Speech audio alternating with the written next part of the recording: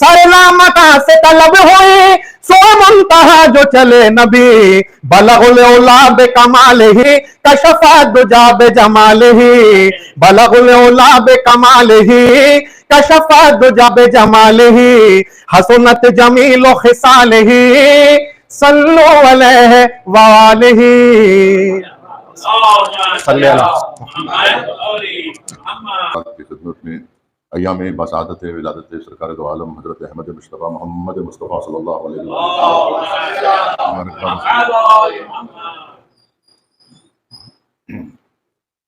اسی ایام کے طفیل میں ہم سب یہاں جمع ہوئے ہیں۔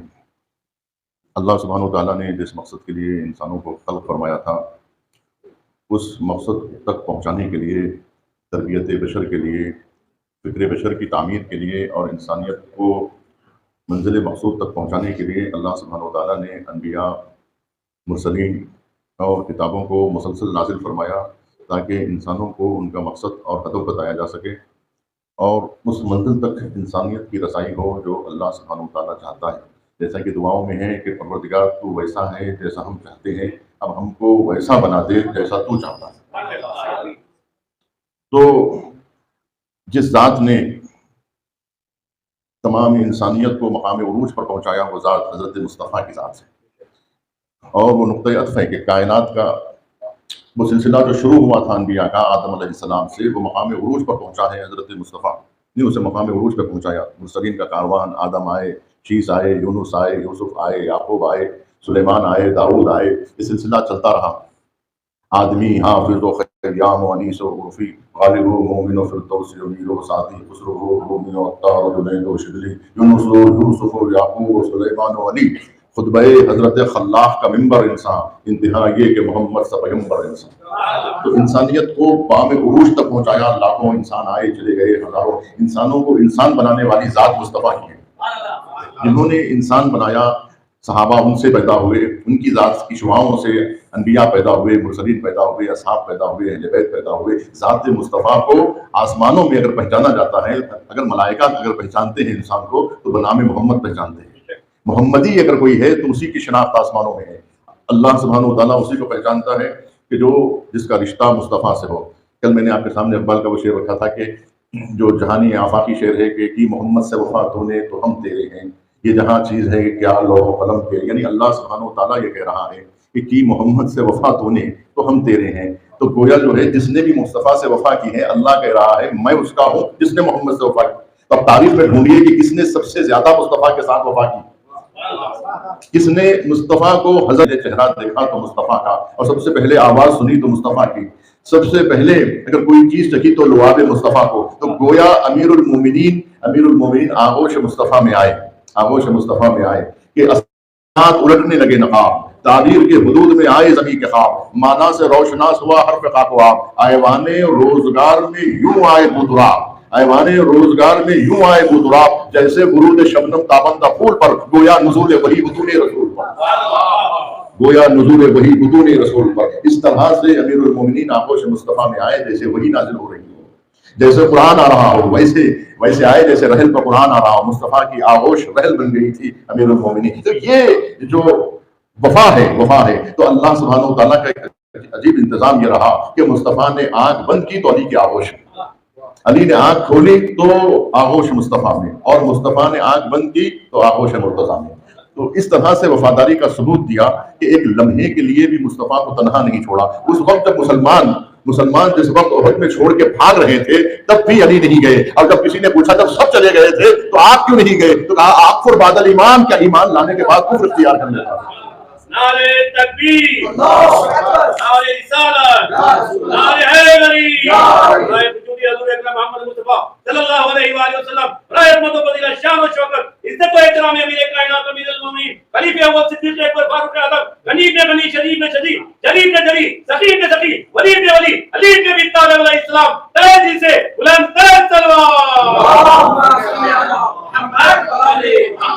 امیر المومنین نے کہیں پر بھی جب کبھی ایسا ماحول ہوا کہ جب تیر اور تلوار اور نیزیں آئے تب بھی حضور کو تنہا نہیں چھوڑا۔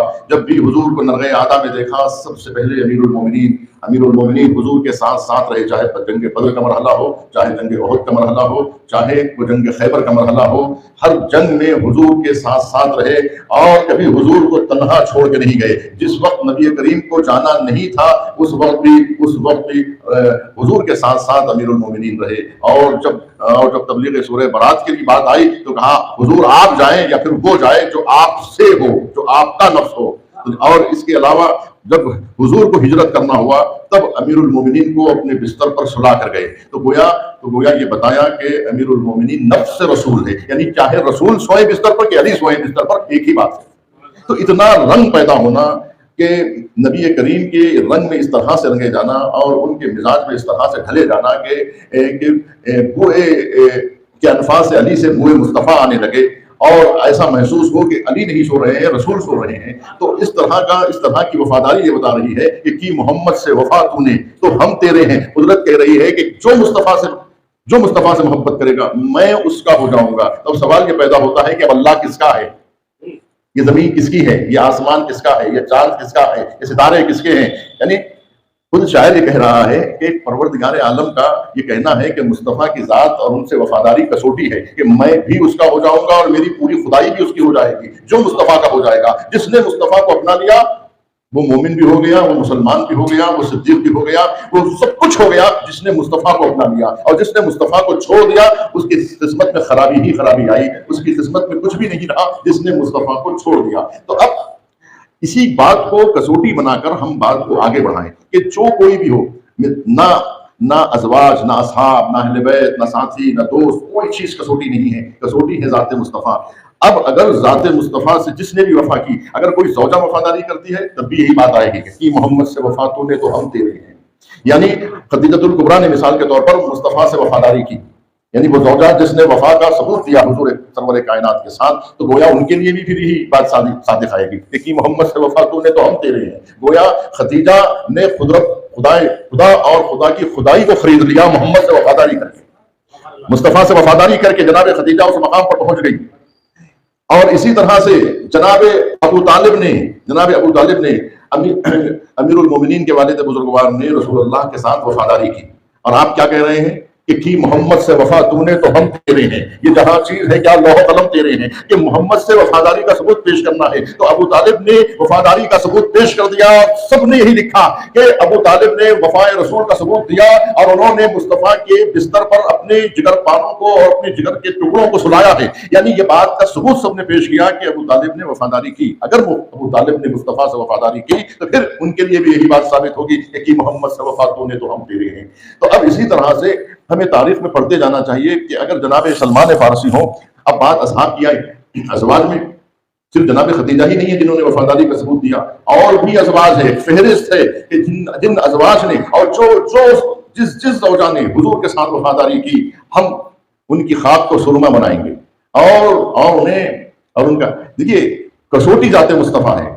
असल में अज़वाज को जो अज़मत मिली मुस्तफ़ा की वजह से, असहाब को जो इज्जत मिली मुस्तफ़ा की वजह से, हत्ता अहले बैत को जो मकाम मिला वो मुस्तफ़ा की ज़ात की वजह से, कि जो मुस्तफ़ा की ज़ात से जितना करीब हो जाएगा उसी को नाम सारी फजीलतें हो जाएंगी। जनाब मारिया क़ब्तिया ने वफादारी की तो फिर मारिया क़ब्तिया की भी इज्जत इस्लाम में रहेगी। तो जिस ज़ौजा ने नबी करीम के साथ वफादारी का सबूत दिया, चाहे वो अबू सुफियान की बेटी उम्मे हबीबा ही क्यों ना हो, चाहे वो उम्मे सलमा ही क्यों ना हो, हम सब के साथ वही बात कहेंगे कि मोहम्मद से वफा तूने। तो उम्मे सलमा के लिए भी यही शेर सादिक आएगा कि उम्मे सलमा तुमने वफादारी का सबूत दिया, उम्मे हबीबा तुमने वफादारी का सबूत दिया, खदीजा तुमने वफादारी का सबूत दिया। तो कोई ये इल्जाम नहीं लगा सकते कि कोई मुसलमान ऐसे भी है, कोई फिरका ऐसा भी है जो अज़वाज को नहीं मानता। अरे अज़वाज हो या असहाब हो, मानना वाजिब है अगर वफादारी है मुस्तफ़ा। बात मैं खत्म कर रहा हूँ कि ज़ात मुस्तफ़ा से अगर वफादारी साबित हो जाए, जिसकी भी वफादारी साबित हो जाए, उसके लिए यही बात साबित होगी कि खुदा भी उसका हो जाएगा, खुदाई भी उस्ताद के लिए भी यही बात है, जनाब अम्मार के लिए भी यही बात है, जनाब बिलाल हबशी के लिए भी यही बात है। तो आप देखते जाइए कि फिर कसौटी यही है। कोई भी सहाबी है अगर उसने मुस्तफ़ा से वफादारी की, वफादारी आप साबित करके बताते चले जाइए, उस पर हम फिदा होते चले जाएंगे। उस पर न सिर्फ हम फिदा होंगे, न सिर्फ इंसान फिदा होंगे, हैवान फिदा होंगे, चांद तारे फिदा होंगे, मादियत फिदा हो जाएगी, बल्कि मलाइका फिदा हो जाएंगे।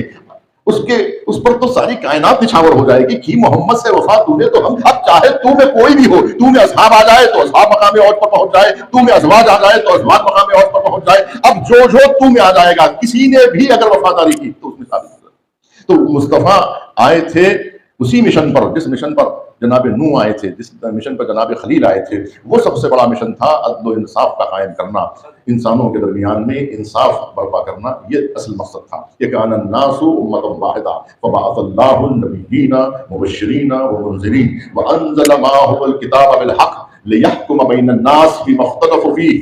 یہ تھا مشن انبیاء کا کہ امت واحدہ تھے۔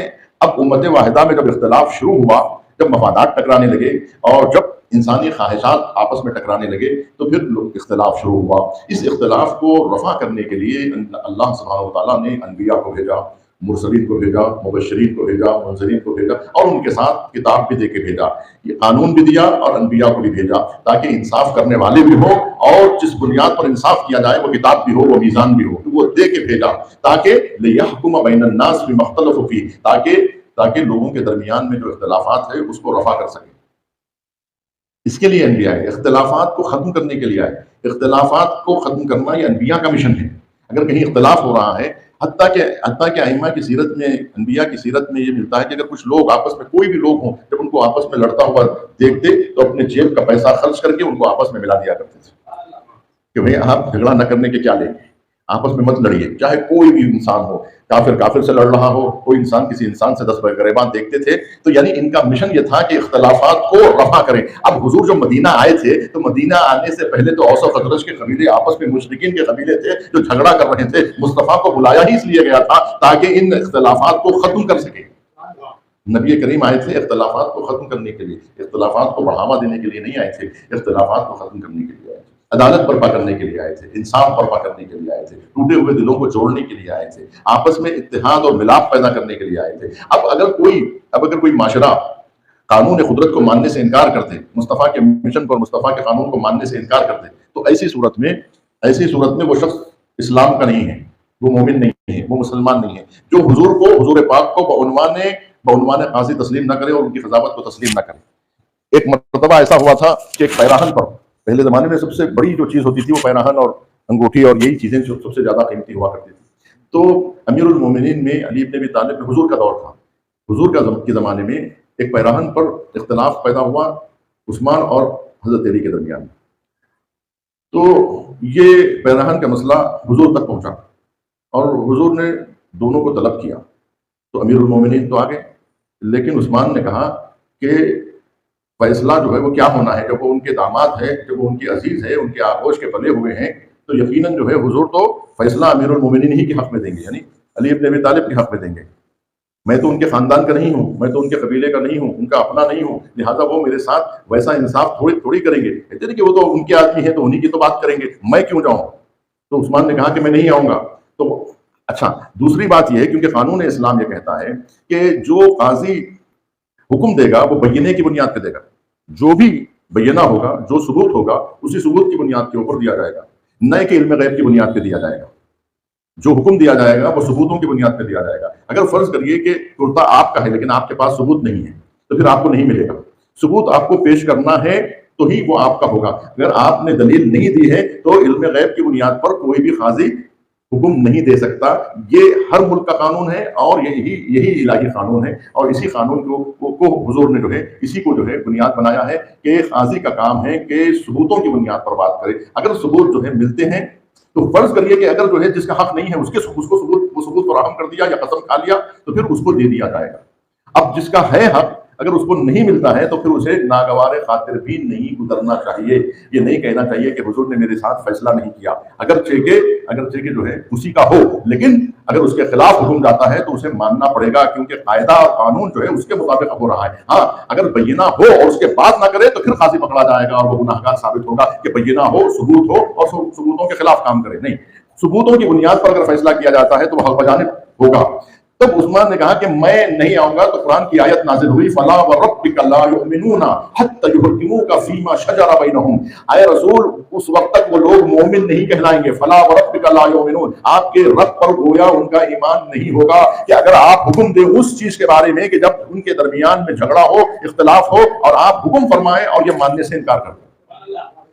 यानी अगर माशरे मुस्लिमीन वो है कि जहां पर हुक्म रसूल, हुक्म कुरान को सुना जाता हो, अगर कुरान के हुक्म को कोई मोमिनीन आपस के झगड़ों में कुरान को हकम नहीं बना रहे हैं और कुरान के मुताबिक फैसला नहीं सुनना चाहते हैं, तो खुद कुरान की रौ से वो मोमिन नहीं है। वो लोग चाहे सहाबा में से हो, चाहे बुजुर्गों में से हो, चाहे मोमिनीन में से हो, चाहे मुस्लिमीन में से हो, कुरान कह रहा है फला व रब्बिका ला युमिनून, वो हरगिज मोमिन नहीं हो सकते जो हुक्म रसूल को न माने, जो हुक्म खुदा को न माने। तो इख्तिलाफात जब भी माशरे मुस्लिमीन में हो, कुरान को हुक्म बनाना जरूरी है, हुजूर की जात को हुक्म बनाना जरूरी है, क्योंकि हुजूर आए ही इसलिए है। यानी हम मुसलमान हुए हैं तो इसी बात पर मुसलमान हुए हैं कि जो भी कुरान कहेगा उसे हम मानेंगे। इसी बात पर तो हम मुसलमान हुए, वरना हम मुसलमान किस बात के मुसलमान? हम कुरान का हुक्म नहीं मानते मुसलमान, हम अल्लाह की बात नहीं मानते मुसलमान, हम रसूल के सामने सर तस्लीम खम नहीं करते मगर मुसलमान, हम पैगाम इस्लाम को नहीं मानते मगर मुसलमान, हम अहकाम इलाहिया को नहीं मानते मगर मुसलमान, हम हलाल को हलाल नहीं मानते मगर मुसलमान, हम हराम को हराम नहीं समझते मगर मुसलमान, हम पाक को पाक नहीं समझते मगर मुसलमान, हम नजिस को नजिस नहीं समझते मगर मुसलमान। यही कैसा मुसलमान हुआ? मुसलमान यानी सर तस्लीम खम कर दे, हलाल के सामने सर तस्लीम खम कर दे, सर तस्लीम खम करे तो मुसलमान है। यानी रसूल की हर बात को मान रहा है तो अगर एक आयत का भी इनकार करता है तो वो काफिर है।